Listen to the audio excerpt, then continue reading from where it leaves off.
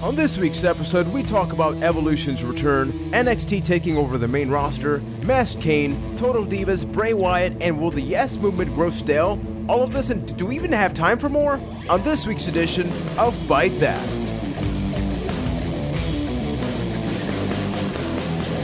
Hello everybody, and welcome to episode 34 of Byte That, the somewhat, maybe, international professional wrestling podcast where we talk about the ups and downs of that which we love, which is the world of professional wrestling. My name is Juan Velos. I am from San Juan, Puerto Rico, and joining me as always first from Boston, Massachusetts, we got Ryan McNulty. How you doing, man? Doing great, Juan. Excited for the show. Definitely. And from Winnipeg, Manitoba, Canada, the editor of the show, Keith Poshek. And then I saw her face. Now I'm a believer. So before Keith ruins your ear holes, we do want to thank you for tuning in and listening to the show.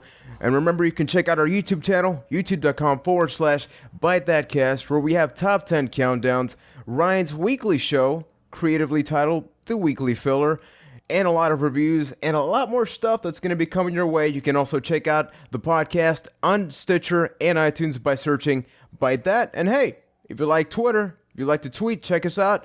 Byte That Cast. So on last week's episode, if you didn't have a chance to check it out, we talked about WrestleMania, The Undertaker's streak coming to an end. We spoke about Raw. We didn't have too much time to talk about the Hall of Fame, but something that happened after Raw, I honestly thought it was a joke. I think a lot of people did, was finding out that the Ultimate Warrior died essentially less than 24 hours after his Raw appearance. We just found out he died of a heart attack, of a massive heart attack, and even though the three of us didn't really grow up watching The Ultimate Warrior, so we don't have like that nostalgia factor that some may have, we certainly know the impact that he had, and I sort of just wanted to get your guys' feedback on what was your initial reaction? Because I know, Ryan, you mentioned it on the weekly filler, so I want to take it over to you, Keith. What was your initial reaction when you found out that he passed away? It was just pure shock. It shows how precious life can be. Here's a guy who was on our TV entertaining us, then boom, less than 24 hours later, he's gone. Just hug who you love close, because you never know if they're going to be gone tomorrow. Man, I think the most surreal thing is the promo. I mean, think about that promo he cut on Raw. The last word he said was, forever. And it almost seemed as if he knew something was going to happen. Because, I mean, a lot of people were saying, he wasn't looking in that great a shape. He was sweating bullets. The Hall of Fame all over. He was grabbing his chest. So, did you guys feel that maybe he knew something was wrong and was sort of saying goodbye to the fans? Or is it just pure coincidence?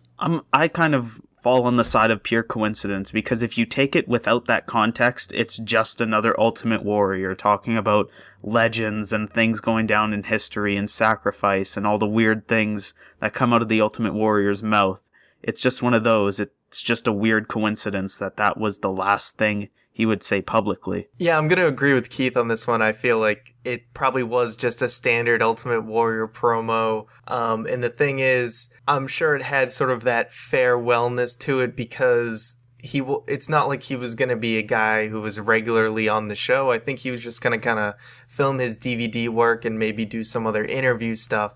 But he never seemed like he was going to be the type of guy that was going to be on the show a lot. So maybe this was just sort of a farewell to the audience of the Ultimate Warrior character. Well, to be fair, he did say at the Hall of Fame that he was going to be a, what's the word? Ambassador? Like a promoter for the WWE? Ambassador, thank you, in some capacity. But yeah, it just felt like it was a goodbye to the Ultimate Warrior character. And to be fair, during that promo, he did look a little rough. Like when he tried to shake the ring ropes, it looked a little sad, in complete honesty.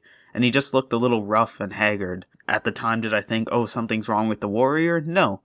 But I guess that's the way it is. Yeah, and I was actually watching about a couple months ago. He had a match against, I think it was Orlando Jordan, about a year ago or something, and he looked in really bad shape. And I think this is coming a long way. Maybe this could have been avoided. I mean, we're no health professionals here. But overall, I think the thing to take away from this is just, wow, we talk about Hulk Hogan's and the John Cena's, but Ultimate Warrior passing away, that's a guy that for better or worse, because let's face it, let's be perfectly honest here. A lot of the things that we heard about the guy weren't exactly positive. I mean, he's been against a lot of beliefs. He has had a lot of controversial things, but what matters is the character. People just love the character. I mean, to be real, up until a week ago, everybody was still shitting on the Ultimate Warrior. Like, he even brought up the whole self-destruction of the Ultimate Warrior thing in his Hall of Fame speech. He was well aware of it. And now that he's gone, everything's kind of flip-sided. Yeah, exactly. Well, I do feel like people were sort of making their amends and everyone was getting along in the end, which is what really matters. It's not like the Ultimate Warrior died and then everybody flipped the script and decided to love him, which is something you do see a lot with when people die. But I think people were genuinely happy to make amends with him beforehand. He really made peace with everybody before he went, which is at least one silver lining in this tragedy, is that he sort of was able to go out on a positive note. Exactly, and I mean, the one thing that I'll always be upset about that we never got to see, maybe selfishly, is that we never got to hear the Macho Man speech, when he's inevitably featured in more things and like the Hall of Fame and all that. It was just really sad knowing that we will never get to hear that. So at least, once again, for better or worse, the Ultimate Warrior got to say his goodbyes to the fans, to his family, which, man, I think that was the hardest thing to take in, knowing just the love. Yeah, absolutely. Those poor little girls. Yeah. It breaks my heart thinking about it. Like the moment I read that, I immediately just thought, I mean, the whole speech was pretty much dedicated to how much he loved his family more than being a character, more than being a wrestler. Mm-hmm. So it's like like Keith said, everybody, and this is not so much to be the feel-good moment, but you got to value your life. Look at this guy and promote it heavily throughout this whole thing. The next day, he's gone away from his family. So the Ultimate Warrior, may you rest in peace. The Raw show was dedicated to him, which was great. And I ain't going to lie, I was a little afraid at first because the last time we got a show that was dedicated to a wrestler, the WWE was quick to react before they really knew the results. So I thought that was actually a very risky move. What do you guys think about dedicating the show to the Ultimate Warrior? Obviously, it was a necessary thing to do. I mean, I think they played this one very similar to the Paul Bearer tribute show, which I thought was another well-done tribute, although they had that controversial angle going on as well. I don't expect to see this with Warrior. No, I thought it was a good move. There was no sort of suspicion or anything where you would have to be worried about a Benoit scenario. So I think it was the right thing to do. Plus, the difference between this tribute show and that tribute show is that this wasn't like an Ultimate Warrior themed edition of Raw. This was an episode of Raw dedicated to the Ultimate Warrior. With Benoit's, it was all about Benoit. During every match, if they had one, there was a whole thing like talking about Benoit's life and his story. It was a Benoit episode of Raw, and that's the big difference here. Exactly. So I think the WWE, props to them for working so quickly with the WWE Network. They're dedicating the network this week. It's like 4 days of the Ultimate Warrior or something like that. So overall, Raw was a fairly tame show. Obviously, they didn't want to advance in a very aggressive manner or any storylines. But at the end of the show, we've been hearing the rumors about this. 3 guys that at some point, for better or worse, they were part of a pretty cool stable. I don't know if you've heard of these guys. Evolution. Did you guys hear about these guys at some point? Running rampant on Raw? Yeah, 3 small guys. I think like they're on the 3MB level. They came around like 10 years ago. All right. They did good things. Yeah, something like that. So, yeah, we got it. Evolution's back. Obviously, we do not have the Nature Boy Ric Flair, but throughout the show, we have been getting the teases that they were going to let Triple H fend for his own on behalf of Batista and Randy. Obviously, that's no longer the case. So knowing what we know now, and especially Ryan, I know you reacted to this more than probably them coming out. When you heard that theme music, what was the first thing that ran through your head? Oh shit. Well, it was probably the first thought. And then my second thought was, why isn't anyone reacting to this in the crowd? Because this is supposed to be a big deal. Well, it's and simple. It was. It's simple. Is there a worse place to debut the concept of evolution than Alabama? Think about that. That is a very good point. So anybody that listens to the show that's from Alabama, we do love you, and I do not condone the expressions that Keith has just provided. I'm Canadian. True. You already hate me. It's okay. Good point. No, but yeah, the crowd certainly sort of like killed the segment because it has the makings of an epic thing. You have the Shield, which people love. They're great talent, and then what an honor you face pretty much everybody. So now you face arguably one of the greatest stables in the past decade, and then it's complete silence. The people just didn't care about it at all, and it really took a lot away from the segment. But aside from that, are you pumped for that? What did you really think about the segment itself? I thought it was a great segment. I had a feeling from last week that they were going to go this route of the Shield versus Evolution. And crowd reaction or not, I mean, with all the video packages and all the build-up, that won't really matter in the end. What really matters is when that bell rings and it's the Shield versus Evolution. And I thought this was a great way to set that up with them first sending out 11 people to beat them down, and then the Shield, Evolution then comes out, finishes them off. I mean, what a way to end the show. And also, like, when's the last time a Monday Night Raw ended with the Evolution theme playing? Yeah. It's got to be 10 years. More or less. Yeah, roughly. I mean, this is going to sound stupid, but it kind of shows the evolution of evolution over the last little bit, because now you have Triple H in this COO role, and he can kind of manipulate things to work in their favor, and then they just come out and clean up the scraps. But here's something that I've been thinking about a lot today, and will this evolution thing actually work, considering that we're still hot off the heels of the Wyatt family versus the Shield, and how great that was? Will it be constantly fighting against how great that whole feud was and that build up, and will this work in comparison to that? I think it'll work because I don't believe the WWE is going to do this long term. I think it's a matter of, once again, as I said at the beginning, who do you really put the Shield against? They faced everybody. Seriously, from Sheamus to John Cena to Daniel Bryan, it doesn't matter. They faced everybody, so what better way than to, they've even technically faced The Undertaker, for crying out loud. So bring something from the past, and there's nothing better than, hey, you have the authority, so you bring in these two guys. Batista is a natural heel right now. Randy needed a little bit of a fallback. I don't think the crowd was reacting too much with him.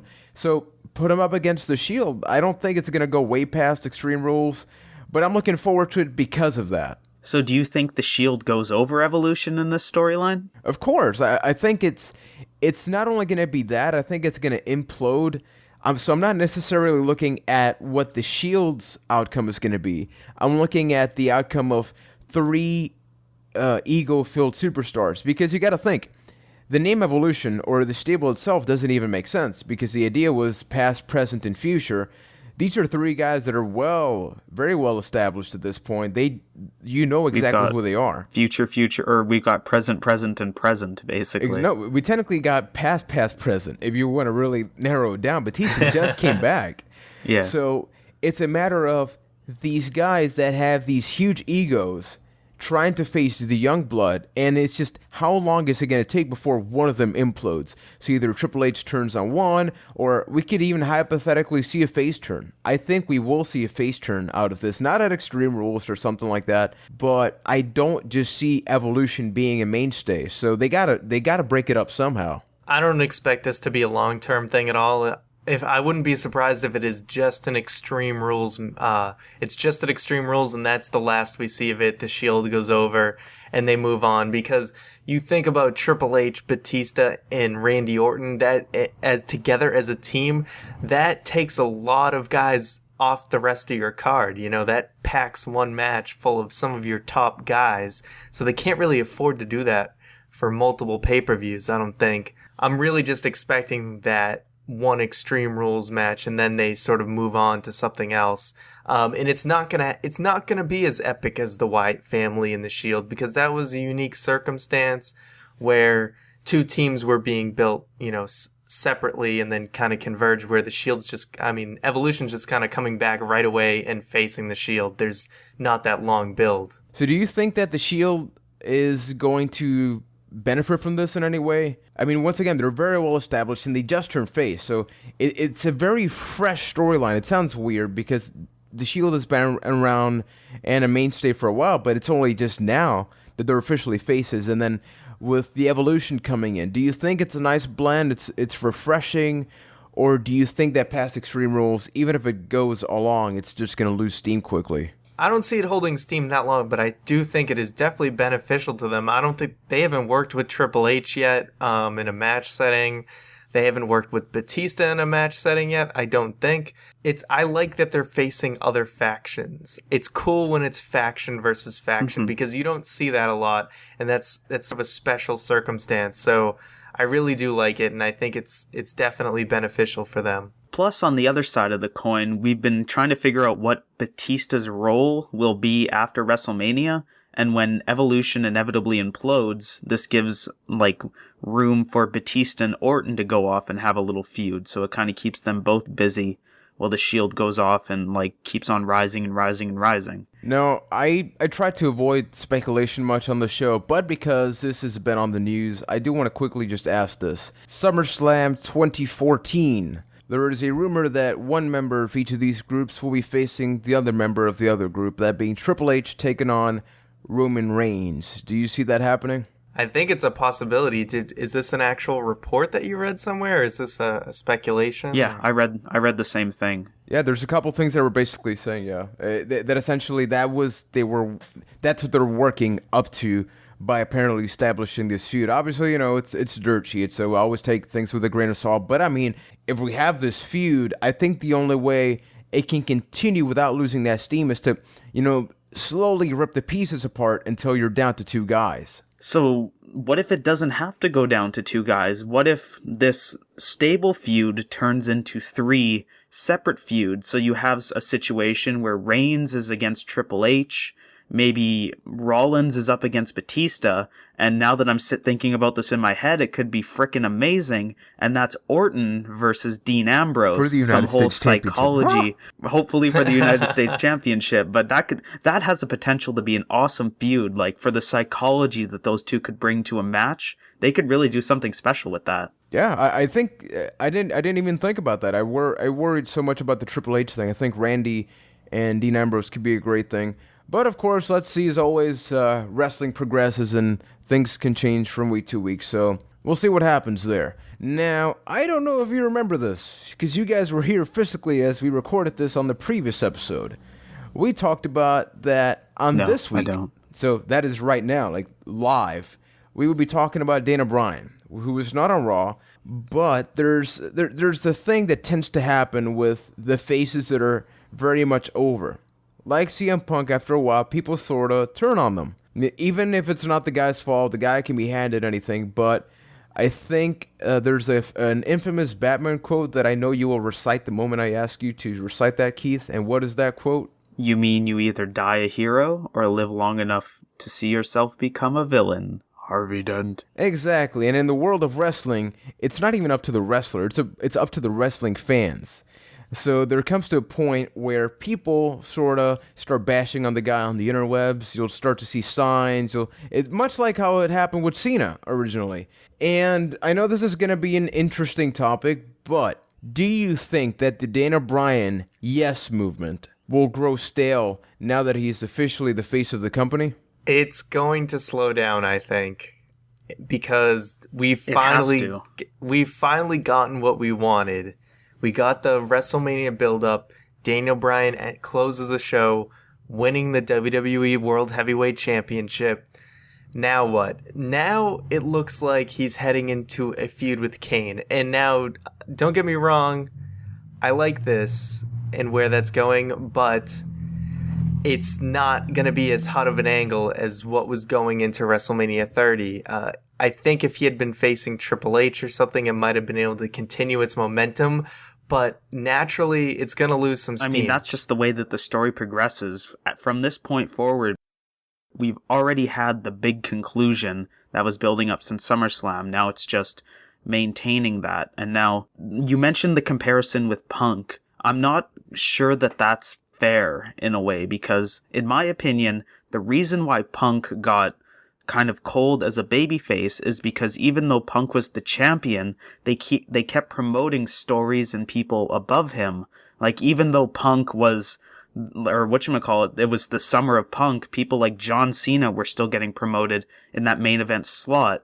The night that Punk won the title, if he wasn't even in the main event, it was John Cena and The Rock in that match. So that's why CM Punk got cool, in my opinion. Yes, and at Extreme Rules, we will be seeing Evolution take on The Shield. And apparently it will be Kane versus Daniel Bryan. A fair point. And I want to hit the rewind button.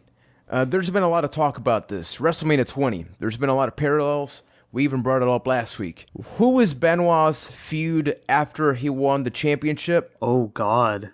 Yes. It was Kane.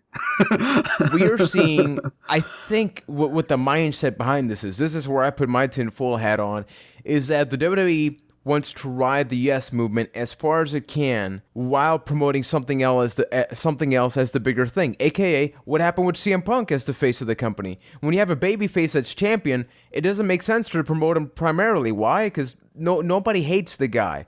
So what do? You try to build up other storylines, and it's like, hey, here's the champion, go check him out. It happened with Benoit. We can look down the history books. It happens to most of the guys that, at least from my recent memory, that have been the mainstay champion. Now it sort of makes sense. Now I totally see Evolution versus The Shield is probably going to close Extreme Rules as the main event of the show, because Kane versus Daniel Bryan does not seem like it's going to be that last match main event. Or a month ago when they were at a house show in Winnipeg, it was the main event of a house show, Kane versus Daniel Bryan, and all of a sudden that's going to be your top feud? Exactly, and it begs the question. So, yeah, even though I just said this like not even a minute ago, is there a way to justify having a face champion be the top feud of the company nowadays? If Daniel Bryan was still going against the Authority, then yeah, totally, because it would still be, even though he's the face champion at the top of the mountain, he's still climbing that mountain,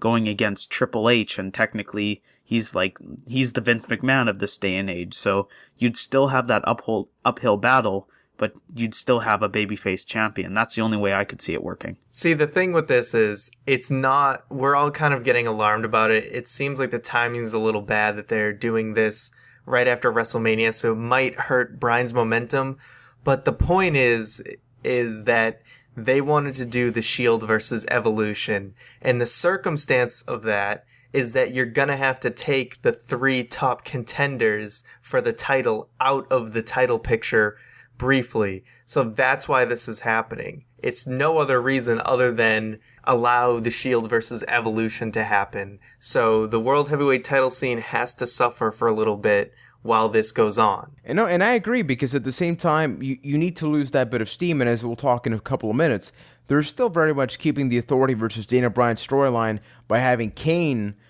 take him on while Triple H is doing his own thing. But after that Kane thing, Randy's probably going to want to go for that championship again. And my question is, as I brought up possibly Triple H versus Roman Reigns at SummerSlam, say that match has been sealed. That's the official match. What would you book the match to be with Daniel Bryan in order to keep the yes movement alive? Would you put him against Randy? Would you put him against a newcomer?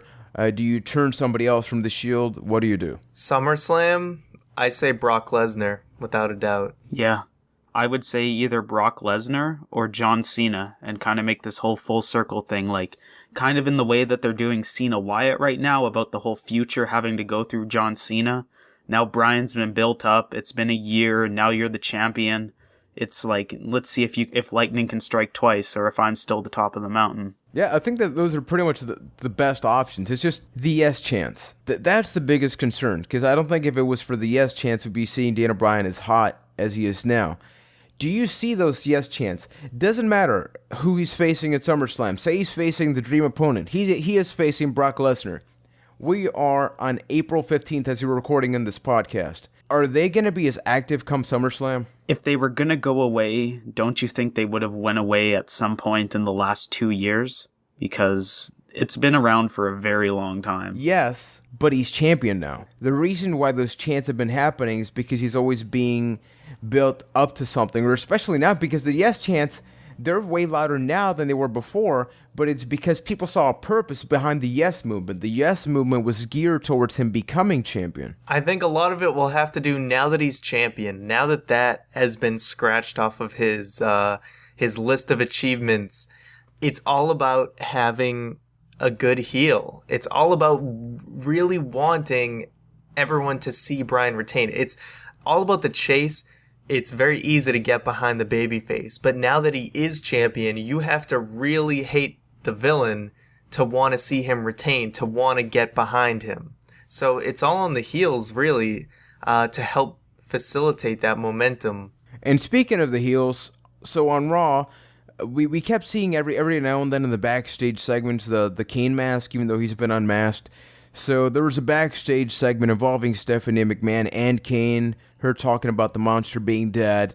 Next thing you know, he grabs the mask, and we ourselves have masked Kane back.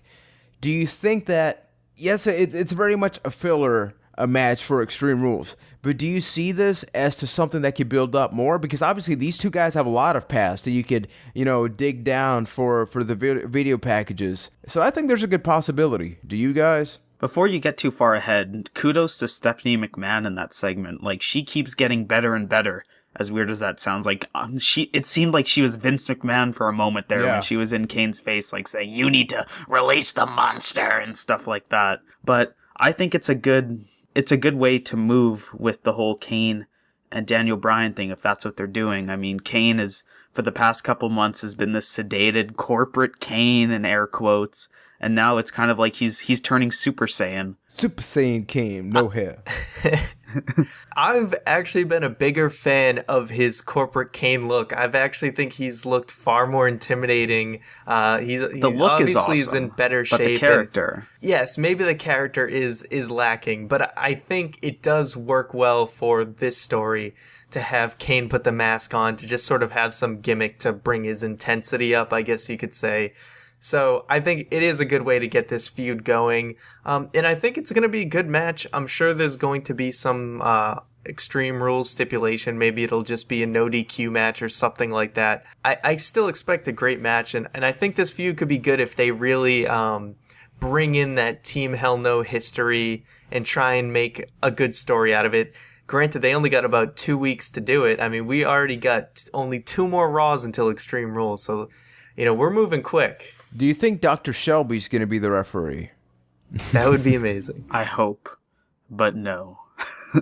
No, but moving on to bigger and more positive things, and not bigger. It's time for this week's Tweet of the Week! Tweet of the Week! That's right, Juan. It's Tweet of the Week time, and today we're going back to the good old r/squared circle rabbit hole, and this week's Tweet of the Week / Message of the Week is brought to you by Chip Onasu. That's Chip Onasu on Reddit.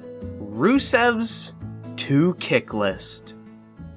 Our truth, our justice, and our American way.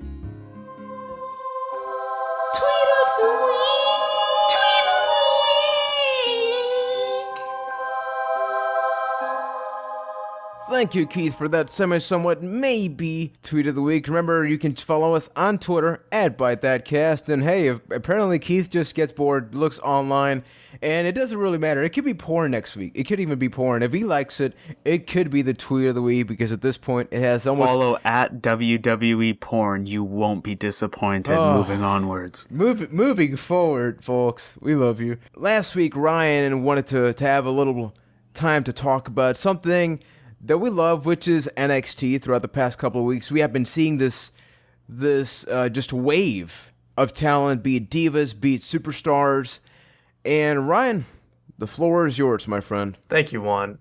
So the point I was kind of bringing up last week was we've seen guys like The Shield come in, we've seen the Wyatt family come in, Cesaro, etc., and we've sort of seen these guys just just debut and just surge their way to the top of the card. I mean, you look at the Shield have been on the card of both WrestleManias in their first 2 years.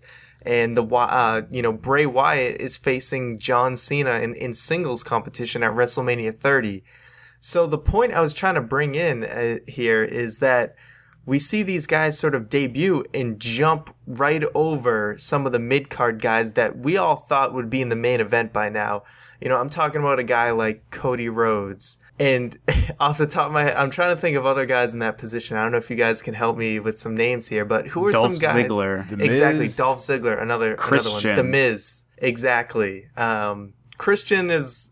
it's a little bit past his prime. At this point, Sheamus, really. Yes, I would agree with that as well.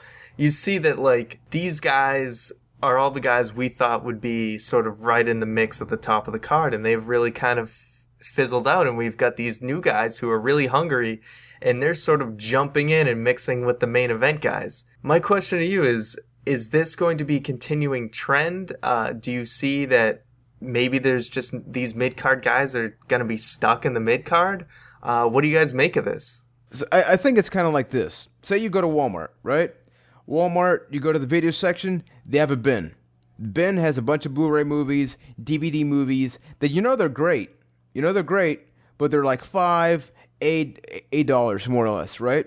But then you go to the other section, and for like $2 to $3 more, you can get something that's brand new. Something less about. And I think that this is pretty much what's happening here. I think that people, they know the old stuff is great because you got Dolph Ziggler, you got Cody Rhodes, you have a lot of guys that, they're just waiting to be called up. But when you have fresh talent that people have seen less, it's more like that intrigue of, who's this guy? It makes you want to figure out that guy more. How much is that DVD? I don't know, it's like 50 cents. But it's like, for example, say Jinder Mahal, and for Jinder Mahal fans, you're probably going to hate me right now. Say Jinder Mahal. All five of them. Yeah. Say Jinder Mahal had all the talent in the world, right? Say he was the most potentially talented wrestler out there. But he does, doesn't he? Well, hypothetically, he does. Don't hinder Jinder here. True. Tread lightly. I do need to hinder him for this example. Say he did that. But his past. That he debuted as Great Khali's brother, 3MB. If they were to push him, would you buy him, or would you prefer a new guy to just come in? I got two words for you. To use Steve Austin as an example, Ringmaster. He came in as the Ringmaster and was that for a while before he came. And that's another great example. Husky Harris. He was the tank with a Ferrari engine? Like, that's Bray Wyatt now. No, but there's a big difference there. That's a gimmick change. I'm saying that if you took that guy, because you're talking about the Ringmaster. Yeah, but that was a very, very different thing. Husky Harris, completely different character. I'm talking, you choose that guy with the same name. You're not going to change The Miz's name. You're not going to change Dolph Ziggler's name, Cody Rhodes' name. They're there, and people know them very well. They already changed Dolph Ziggler's name, like, multiple times. Yes, like, he was Nikki and Nick Nemeth. Yeah, but are you really comparing Nick Nemeth and Spirit Squad to Dolph Ziggler, who's been active for years now? Okay. Yeah, I think he was trying to say there's a difference between just sort of a repackaging and then sort of just slightly altering a character, maybe. Yeah. But one thing I'm going to kind of point out is you see a lot of guys come in and they sort of get to sort of mingle at the top of the card and then they kind of go back down, like someone like Ryback or a new guy they kind of... Curtis Axel. Yeah, exactly. They throw in sort of a main event mix and then they kind of fall off. Well, I think with guys like the Shield and the Wyatts is they've thrown them in that mix and they're just not letting go. They're making sure that they stay there. And I think that is sort of the difference between these guys. I mean, a lot of WWE debuts kind of feel like a sink or swim thing. You're either going to debut and you're going to swim with the big fish, you're going to keep up there, or you're just going to fall to the very bottom and then try to work your way back up. Now, a lot of people like the Shield and the Wyatts, they've been good enough that they can keep swimming and swimming and swimming. But there are guys like Xavier Woods, for whatever reason, are jobbing out every week. So it's not like everybody that's coming up from NXT is getting to this point. It just seems like the fair majority right now. Well, you got to think at the same time, like, yeah, a lot of these guys are at the bottom, but I think more than Ringmaster or something like that, I got a better example. Who's our champion right now? Dana Bryan. This guy got fired in his first day in the Raw roster, came back at Survivor Series, had that match, then SummerSlam. Yeah, SummerSlam, sorry. And then virtually didn't do all that much. He was like in these mini feuds, but he would just lose a lot, and he's the face of the company. So I think if you go by win-loss ratio, we got to remember it's wrestling. But I think that a perfect example is Drew McIntyre, a guy that he was handed everything. I mean, for crying out loud, Vince McMahon came out to put him over, but now look where he is. So I think there are certain situations where it would be right beside really Jinder. hard. Exactly. It would be really hard to just pull that guy from all the way at the bottom now and sort of legitimize him, unless he got the Husky Harris to Bray Wyatt treatment. My last question on this topic, to go back to the guys I was naming at the beginning, Cody Rhodes, The Miz. I'm just going to name those two guys for now. Are they ever going to see the top of the card? And for The Miz, I guess you could say again. I think for Cody Rhodes, yes, but with The Miz, that time has come and gone. Like, Cody Rhodes, even though it's been a very, very slow process, he keeps going up and up and up. Like, he had the Intercontinental title, then it was kind of like whatever. But then before he was with Goldust, he started getting momentum and started feuding with Randy Orton when he was champion. Like, now he's just kind of coasting with the whole Goldust thing. But eventually that's going to end one day, and I see Cody Rhodes going up after that. I agree 100%. I think Cody Rhodes is a future champion. He's young still. I don't know how old he is in particular, but I mean, the guy is not, 30-something yet. So he certainly got a lot left to give in the tank. The Miz, that's another story. I think The Miz is in the Kofi Kingston territory where it's like he's always going to have a job and people are always going to recognize him. But I don't think that means that he should be at the top. Kind of like Dolph Ziggler, Sheamus. These guys there's that bunch that they're recognized, that people buy their shirts, that people will certainly recognize them down the street, but you wouldn't necessarily put the belt on them or the company, like have it be dependent on them. So basing something off your questions, Ryan, we do have Paige, Biggie, Emma, Rusev, these newer guys from the NXT roster, Biggie probably being the oldest one. Do you think that any of these guys are going to be the next Shield, the next Bray Wyatt, where they really stick together and just build and become this dynasty already? 2 words: Bo Dallas. Calling it. I'll say it again. He's gonna be huge. Bo Dallas is gonna be one of the biggest heels in the company. I actually have an interesting story to mention. The other day I was at a friend's house. I was watching Breakdown 98 on the WWE Network, and I find out that my friend has never watched any NXT at all. He is completely clueless about anything. So what do? Hey, NXT Arrival, right? So I put on the first match. He thinks that Sami Zayn's all right. But then I put the video packages, right, of the main event match between Adrian Neville and Bo Dallas. And I'm just thinking to myself, he's just going to hate Bo Dallas and like want to switch it or something. Dude, the guy freaking loved Bo Dallas. He was laughing. He could not wait. And at that point, dude, I was like... Exactly. No, and at that point, I was like, oh, damn. Okay, WWE is sitting on a gold mine. And I haven't seen it, but just seeing my friend's reaction... Somebody that has never seen this guy, and he cannot wait for his Raw debut. Oh, by the way, he missed the Raw where his Bo Dallas's vignette came out. So he had no clue he was even going to come up on the roster until I told him afterwards, and he was freaking pumped like as hell. So I'm telling you, yeah. Erwin Arsheister, you did good with your kids. You gave us some good ones. Absolutely, man. Absolutely. But I have a quick curious thing I want to bring up. We watched Raw together, and I think we've grown to appreciate Alexander Rusev, but there was something that happened at the end of Raw, because I think it was you that brought it up, Keith. I think it was you.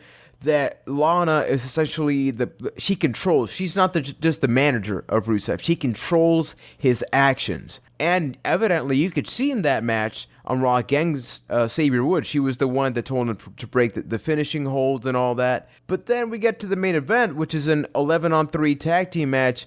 And this is where we're probably going to overanalyze wrestling, but it really annoyed me. He comes out by himself, just hanging out with everybody else. Doesn't that sort of kill the character? Yes, I think it does, and maybe a lot of people didn't notice it, but I think, it's all about the subtlety. If you had seen previous Rusev matches, the one earlier on the show against Xavier Woods wasn't the best example, but when he has them in the Accolade at the end of the match, he will always hold the move until Lana tells him to stop. In this case, this week, R-Truth interrupted, so we didn't really see that. So Lana really is the person who has complete control over Rusev at all times.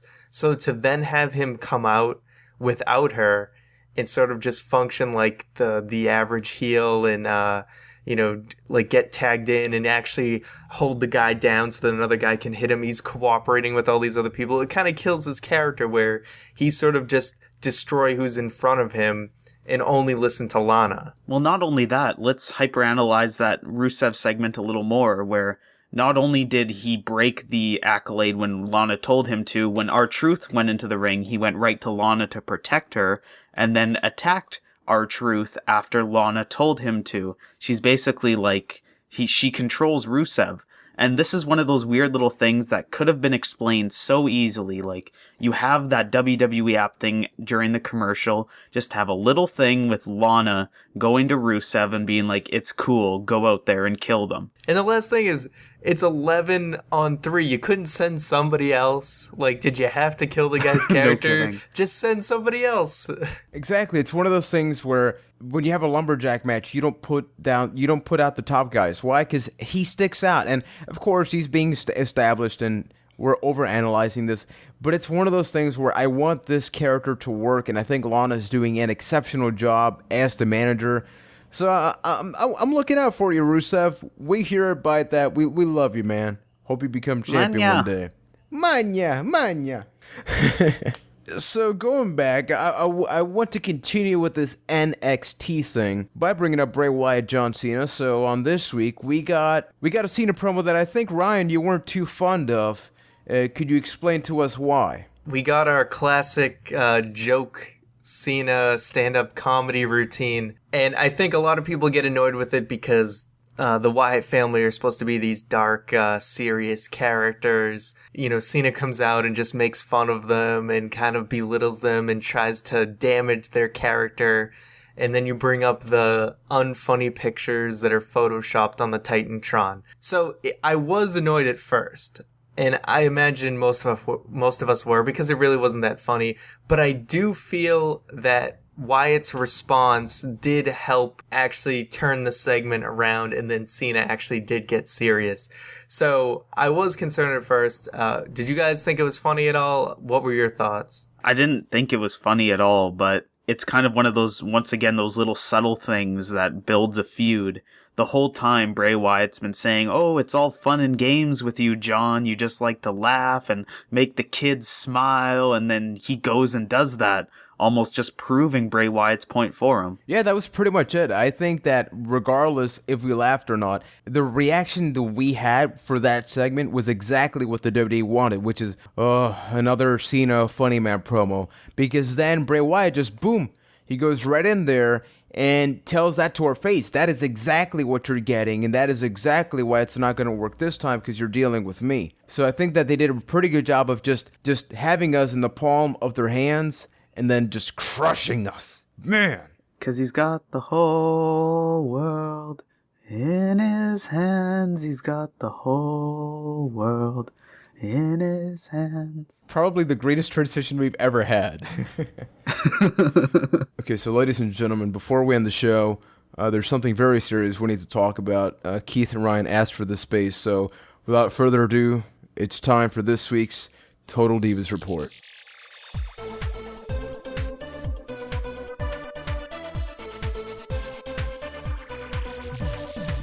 So we are here in the Total Divas Report.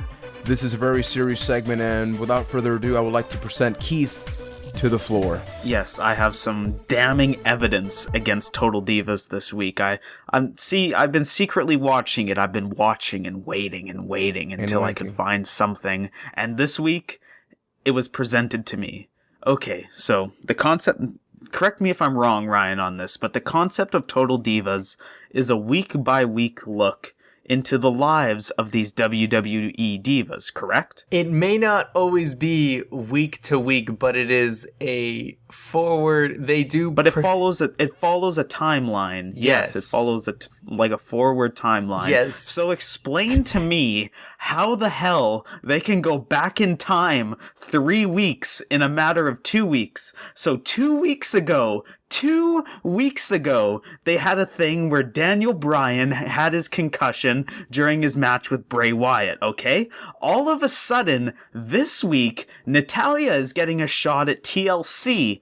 Let me think about that. I'd looked up some dates. Daniel Bryan got that concussion in the cage match on the January 13th edition of Raw. January 13th, 2014. Now, the pay-per-view Tables, Ladders, and Chairs took place December 15th, 2013. So how can you go back in time in the matter of 2 weeks, Total Divas? I thought we're supposed to have continuity here. Like, who are you for now? Do you think that this show wouldn't, do you think these smarks that watch this show wouldn't pick this up? You're wrong. You've betrayed me, Total Divas. I am never watching you again. Objection! Total Divas is not something that is constrained by the devices of things such as time and space, okay? Total Divas can do whatever the hell it wants. What is it? It's a good show. It's pretty good. Yeah, you know, actually, other than that glaring continuity error, it was a pretty good show. John Cena bought a house, even though it's back in time, Natty's nose is all messed up, and yeah, it's a good show. All right, we want to thank you for tuning into this week's edition of Byte That. It was somewhat, maybe a great show this week, but before you go, we just got a few things we want to share with you. First of all, subscribe to our YouTube channel, youtube.com/ByteThatCast. This Saturday, we got the weekly filler coming up again, several top headlines from the week in wrestling. Also, Juan just put up his video about the review of the music of WCW, which WWE just released, so you'll want to check that out as well. And in the next coming weeks, we're going to have our top 10 favorite wrestling video games. And also, don't forget to follow us on Twitter at ByteThatCast. We tweet during Raw, we tweet during pay-per-views. It's always a good time, so make sure to find us on Twitter. And don't forget, we are on iTunes and Stitcher. You can subscribe to those by searching Byte That, and you'll get the show every week as soon as it's up. And you want to listen to us as soon as possible, so you should do that. And don't forget as well to write us a review on there. That goes a long way, and we'd really appreciate it. So thanks again for tuning in. We will see you next week.